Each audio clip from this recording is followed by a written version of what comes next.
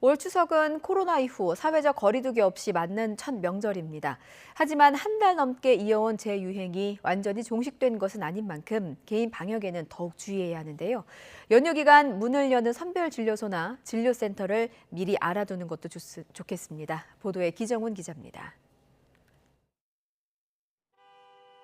국내에서 코로나19 환자가 처음 발생한 것은 지난 2020년 1월 30일, 설 연휴 끝나고 딱 사흘 뒤였습니다.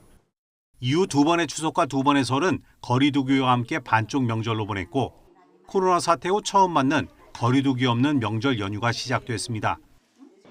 가족들 모이는데 시간이나 인원 제한이 없고 고향 오가는 기차나 버스 안에서 음식도 마음껏 먹을 수 있습니다. 해외에서 들어오는 가족들도 입국 전 검사가 폐지돼 입국 후 PCR 검사만 받으면 됩니다. 제한되는 것은 요양병원과 시설에서의 대면 접촉 면회 금지 정도입니다.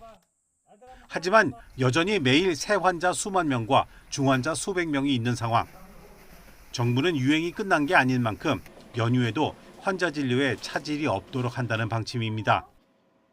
진단검사부터 치료제 처방까지 한 곳에서 할 수 있는 원스톱 진료기관이 추석 당일 700여 곳을 포함 연휴 기간 누적 약 6천 곳이 문을 엽니다.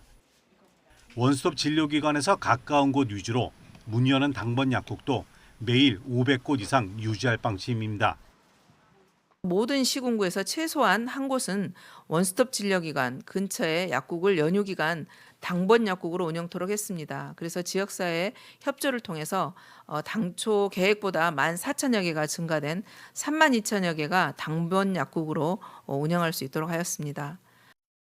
신규 환자 대응도 게을리하지 않기 위해 선별진료소 603곳과 임시선별검사소 70개소를 탄력적으로 운영합니다. 고속도로 휴게소 9곳의 임시선별검사소에서는 고향길 오가는 누구나 무료 PCR 검사를 받을 수 있도록 했습니다. 재택치료 의료상담센터도 낮에 150개 이상, 밤에도 140개 이상 운영하는데 코로나19 홈페이지와 응급의료 포털 등에서 날짜별로 문 연 곳을 안내합니다. 연휴 기간 운영하는 선별진료소와 검사소 등 정보는 네이버와 다음 등 주요 포털에서도 확인할 수 있습니다. YTN 기정훈입니다.